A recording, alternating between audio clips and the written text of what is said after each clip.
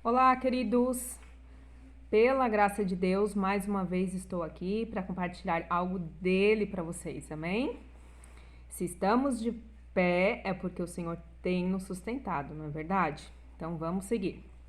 Vamos seguindo, vamos caminhando aí, que caminhada é longa, amém? Então, o que eu queria conversar hoje com vocês, que a gente tem aí para trazer para vocês, é sobre os planos que a gente faz para o nosso futuro.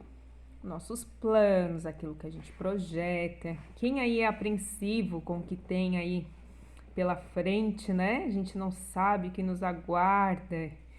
E será que compensa ou não fazer planos para o futuro, esse futuro incerto que a gente está? E aí, me diz.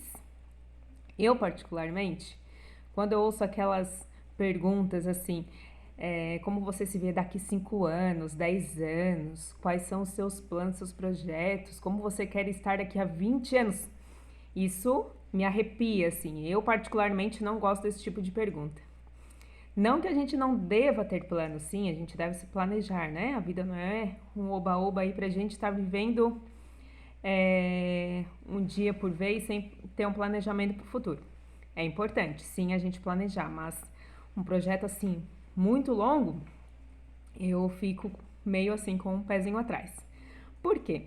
Porque quando a gente faz os nossos planos, né, a nossa vontade, geralmente o que acontece? Às vezes a gente muda de ideia no meio do caminho, porque a gente amadurece, a gente vê que aquela ideia não era tão legal, né? Que aquele plano não seria o ideal pra gente, a família aumenta e os planos vão mudando.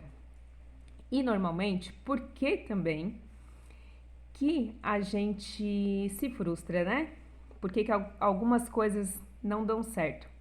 Porque a gente planeja sozinho, né? Às vezes a gente mal e planeja ali com o nosso cônjuge, né? Com o nosso esposo, com a nossa, ou com a sua esposa, você que é homem tá ouvindo. E aí mal e com ele, né? Ou com ela. Quem dirá, né? Com o nosso pai, com o nosso criador, que é aquele que nos criou, que nos formou, né? Quem dirá com ele? Quem dirá com Deus? Aí alguma coisa não dá certo, às vezes a gente recebe um não de Deus e às vezes a gente nem entende, né? Que pode ser Deus dando, freando os nossos planos, né? Ou nos dando mesmo, às vezes, um não assim bem declarado. Às vezes a gente não entende, porque a gente não tem Deus como Pai. A gente não tem Ele como nosso Criador, como aquele que pode nos oferecer o melhor, né? E eu queria que você entendesse esses nãos, né, de Deus, não como um ato egoísta, que é Ele que tem que planejar as coisas pra gente. Não, a gente pode ver isso e deve ver isso como um ato de amor de Deus com as nossas vidas, como um ato de cuidado dele, né? Ele sendo o Pai que nos formou, ele com certeza tem o melhor e tá lá à frente dos nossos pensamentos, amém? Tá lá à frente da nossa vida. E a gente não. A gente só alcança, né, onde os nossos olhos só alcançam onde o nosso braço alcança, né? Que a nossa visão é curta, a nossa visão, os nossos olhos são carnais, a gente só vê o que está lá na nossa frente e a gente não consegue projetar a nossa mente realmente com o que vai acontecer daqui 10, 20 anos. A gente não tem noção, a gente mal sabe o que vai acontecer amanhã, né? Quem dirá esse tempo todo lá na frente? Então, como é que a gente pode confiar nos nossos planos? Não é verdade? Como é que a gente pode confiar na nossa vontade se a gente não sabe o que tem lá na frente? Somente Deus, né, que sabe de todas as coisas, vai ter o melhor plano pra gente, né? Vai ter algo para entregar de melhor pra gente. E normalmente quando a gente pensa em plano, em projetos, a gente pensa em algo material, né? A gente pensa em conquistas, em construções, em carros, casas, né? Normalmente isso. Mas você já parou para pensar no que você quer ser, né? Geralmente as crianças, elas escutam a sua pergunta, né? Escutam essas perguntinhas na escola. O que você quer ser quando crescer, né? Aí vai lá os meninos, eu quero ser jogador de futebol, eu quero ser veterinário, quero ser médico, né? Aí tem as meninas, eu quero ser pediatra, né? Eu quero ter isso, eu quero ser aquilo. Aí vai, né? Cada um aí com a sua realidade, com o seu convívio vai respondendo. E a gente adulto, né? O que que a gente se tornou, né? Independente da idade que você tenha, você pode ainda, né, ser moldado por Deus e Ele pode te entregar algo ao seu respeito, não só material, mas algo que você pode ser para Ele, né, para honra e glória dele com a sua vida, né? E normalmente a gente não faz esse questionamento com Deus, né? A gente lembra de Deus quando as coisas dão errado. A gente planeja, planeja, planeja. Eu quero ser professor, eu quero ser policial, eu quero isso, eu quero aquilo, ou eu quero comprar tal coisa. Aí não deu certo. Aí a gente pensa, meu Deus, o que que eu fiz de errado? Aí depois que deu errado, a gente lembra de Deus, né? Então eu te convido hoje a colocar Deus no princípio, já. No princípio do teu projeto, no princípio do que tu tens para planejar para tua vida para daqui adiante. Não só material, mas você realmente como pessoa, né? E eu vou te dar um exemplo bem real, assim, né?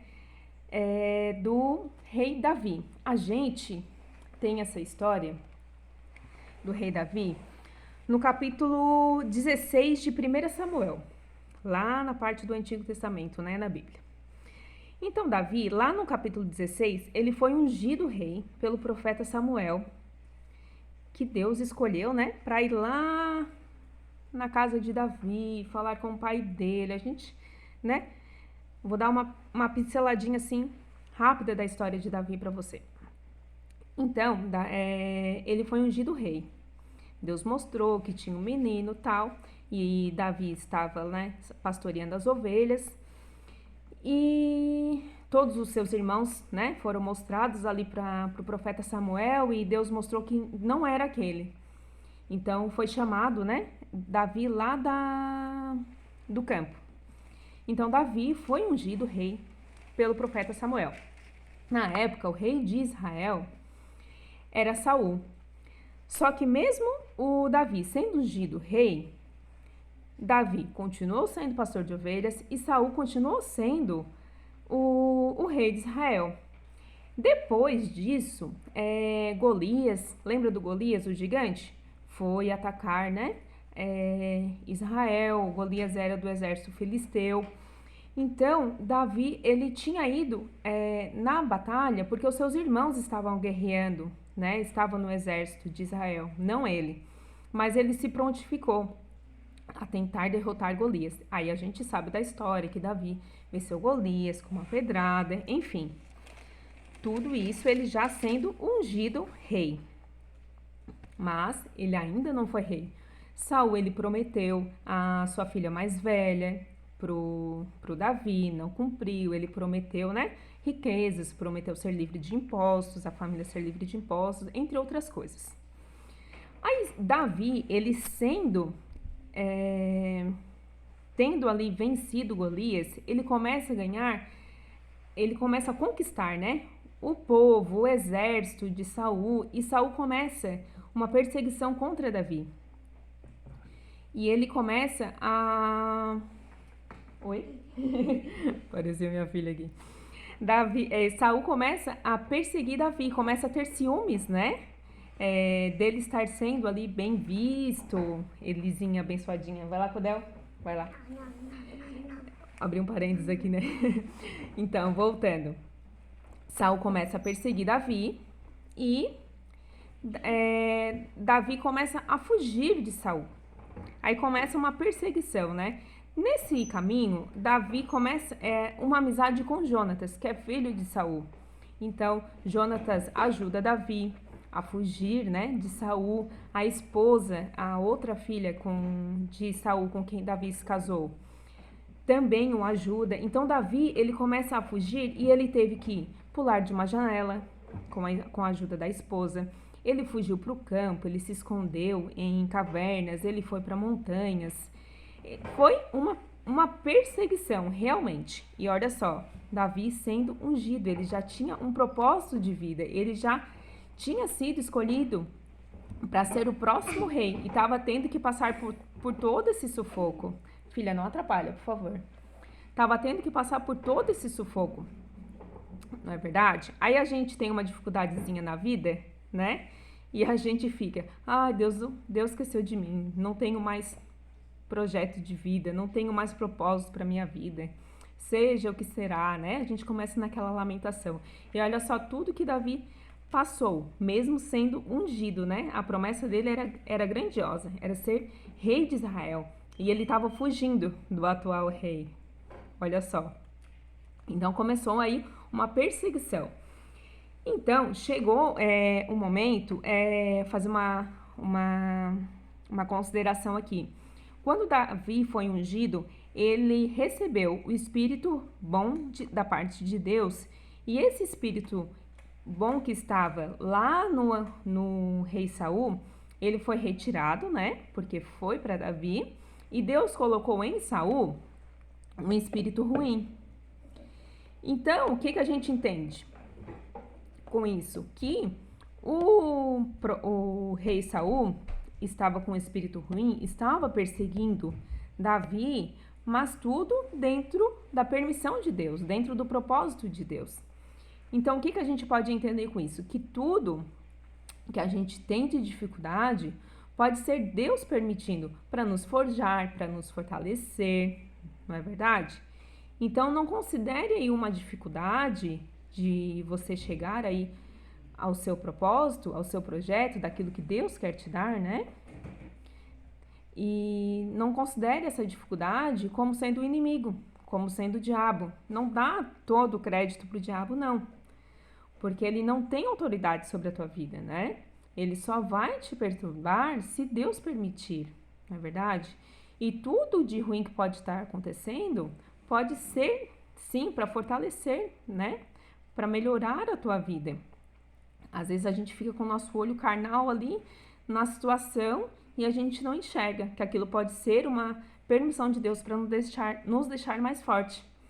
Aí nessa perseguição, voltando ali para a perseguição de Saul, perseguindo Davi, teve um momento que Davi estava numa caverna com seu, não vou dizer exército, mas com seus amigos ali, né, que estavam fugindo com ele. Davi estava ali dentro e Saul entrou sozinho nessa caverna. E o que dá a entender com os nossos olhos carnais aqui, né? Deus, foram o que eles pensaram na época, né? Deus entregou o inimigo em nossas mãos.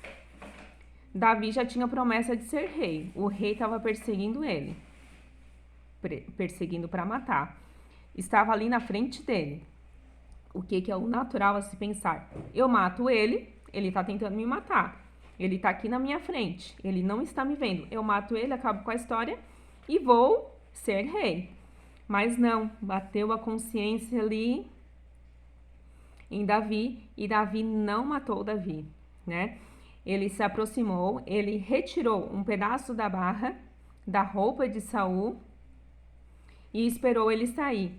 Quando ele saiu da caverna, quando Saul saiu da caverna, Davi saiu, né, com os seus colegas, com seus soldados, e ele mostrou essa barra, né, do tecido ali da roupa de Saul, e mostrou para Saul e perguntou para ele, né, por que tu me persegue? Por que essa insistência em vir atrás de mim? Eu tive a oportunidade de te matar e não te matei, né, para ver como eu sou. E Saul aí se arrepende, reconhece, né? Davi, só um instantinho. Pode. Reconhece Davi como rei, né? Praticamente ali pede perdão e desiste de perseguir ele. Então, ele volta. Saul volta para o seu posto, volta para sua casa e Davi continua em campo, né? Tudo continua como estava antes, né? Digamos, sem perseguir, mas tudo continua como estava. Aí entre outras guerras, né? E Saul é tomado de novo por aquele espírito, né? E começa a perseguir Davi de novo. Nessa perseguição, Davi novamente teve frente a frente com Saul. Saul e o seu exército estavam acampados, imagino que, né, na sua tenda ali estavam dormindo. Davi entra à noite, pega a lança de Saul e pega um jarro que estavam do lado onde ele dormia. E quando Davi sai, novamente ele teve a oportunidade. Ele poderia ter matado Saul naquele momento, mas ele decidiu novamente não ter matado. Então ele pega esses objetos de Saul e sai. Quando ele está a uma certa distância, ele chama e já zomba, né, dos soldados. Que quão protegido está o rei de vocês. Eu tive do lado dele, eu peguei os objetos dele e mostrou os objetos como prova, né? Tive a oportunidade de matá-lo novamente, mas não o matei. Então Saul acorda, né? Os soldados, o exército de Saul acorda. Saul novamente reconhece que errou, reconhece que não deveria perseguir Davi. Ele fala, né, que Davi fará grandes feitos ainda em Israel e fala que não vai mais perseguir ele. Então, Davi ele teve mais uma oportunidade e ele não matou novamente. Ele não avançou no propósito dele com a força dele. E às vezes Deus quer entregar algo para nós, Ele promete entregar algo para nós, mas a gente não entende o processo. A gente não entende os planos de Deus e a gente quer dar o nosso jeitinho. A gente quer dar opinião para Deus, a gente quer dar uma ajudinha para Deus. Não é verdade? Às vezes a gente quer se intrometer, né? A gente quer o melhor de Deus para as nossas vidas, aí Deus dá uma amostrinha e a gente vai lá e quer jogar tudo por água abaixo. Mas, né, glórias a Deus aí, Davi persistiu, né, permaneceu aí na promessa e não atrapalhou os planos de Deus, não tentou ser rei com a força, né, da vontade, com o braço dele. Amém? E mais pra frente, o que vai acontecer? Os filisteus, eles entram em guerra de novo contra Israel. Jonatas, o amigo de Davi e filho de Saul, ele é morto. Saul, o rei de Israel, ele, antes que o exército filisteu chegue até ele, o acerte, ele se lança sobre uma lança, né, dele ali mesmo e morre, ele se mata, né?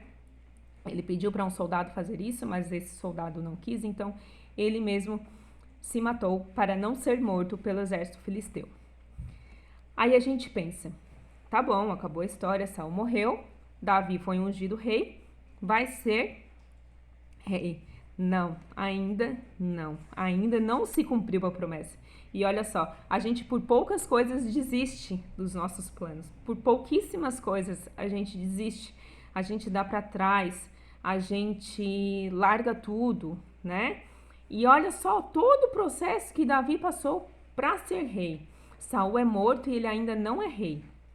Quanto tempo demorou, não é verdade? Então, um outro filho de Saul, que não morreu ali na guerra, ele assume o posto de rei. E Davi, numa conversa com Deus, perguntando para Deus qual a direção, ele vai para Judá. E lá, Davi é rei de Judá, primeiramente. Olha só, ele é ungido para ser rei de Israel, mas primeiro ele foi rei de Judá, enquanto outro governava Israel. Então, como vale a pena, né? A gente vai ver com a história de Davi como vale a pena ser fiel aos planos de Deus e a obedecer, porque Deus mandou ele ir para Judá primeiro. Então, depois da morte deste filho que assumiu o posto ali de rei de Israel, todas as tribos de Judá, elas se reúnem em comum acordo e escolhem Davi como rei. Aí sim chega a promessa, né? Em 1 Samuel 16, Davi é ungido rei, lá em 24, 25 e diante ele é perseguido. Só lá em 2 Samuel, no capítulo 5, se não me falha a memória, No capítulo 5, Davi é coroado rei de toda Israel, sobre a concordância de todas as tribos. Aí a gente vê como é bom e agradável, né? Esperar pelas promessas de Deus. Não foi tão agradável assim, né? Para Davi. Acredito que foi agradável depois, né? Ter sido obediente. Ele passou um sufoco e tanto. Então, a mãozinha da Elisa aqui de novo. Eu te convido a permanecer nos propósitos, né? Só um instantinho, Elisa. Permanecer naquilo que Deus quer te entregar, que vai valer a pena, né? Então, tudo aquilo que tiver de ruim, aquelas pessoas que te perseguem, que cismam em falar de ti, não dá bola, não dá bola. Pode ser Deus te forjando ali, forjando o teu caráter, né? Forjando a tua conduta, te fortalecendo, te deixando mais preparado pelo que tem pela frente. Vai valer a pena, né? Se inspira aí na história de Davi, na trajetória de Davi. Aqui eu dei uma pincelada. Tem muito mais detalhes nessa história, né? Eu te convido a ler ali 1 Samuel, 2 Samuel. Você vai ver quão incrível. Gente, isso aqui é melhor que novela. A Bíblia é uma palavra viva, ela é real, né? São verdades que estão escritas aqui. Vamos dar uma paradinha aí na novela, né? Nessas TVs, e vamos ler um pouquinho. Gente, são detalhes assim, e é algo que nos fortalece. É algo que a gente tem aprendizado, né? Não é perda de tempo, né? Não é aproveitamento de tempo, é sabedoria. E a palavra de Deus diz pra gente, tenho marcado aqui, que Deus, Ele dá para quem pede. Muita coisa a gente não tem porque a gente não pede, né? Ó, em Tiago 4:2, lá no finalzinho vai dizer: a razão pela qual vocês não têm o que desejam é que vocês não pedem a Deus. E mais embaixo vai estar escrito assim, ó: Deus dá graça ao humilde, mas ele se opõe aos orgulhosos. Verdade? Então, Deus dá a sua graça, mas a gente tem que ser humilde. A gente tem que manter a nossa posição de filhos de Deus. E não se orgulhar. Às vezes Deus promete algo pra gente e a gente já quer espalhar por aí, né?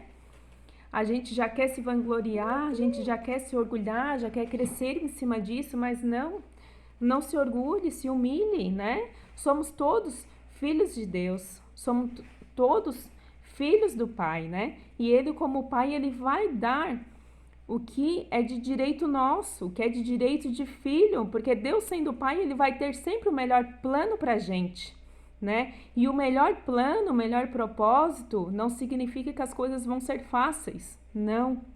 Quanto maior o objetivo, né? Quanto maior o propósito de vida que Deus tem para nós, mais lutas a gente vai passar, mais preparação Deus vai colocar no nosso caminho, mais forjado o nosso caráter vai ser. Mas é só a gente confiar, né? Deus promete, Ele cumpre. E Ele fala para ti, o que é teu por direito, o que é teu, você sendo filho de Deus, o que é seu por direito, Ele vai te dar. Amém?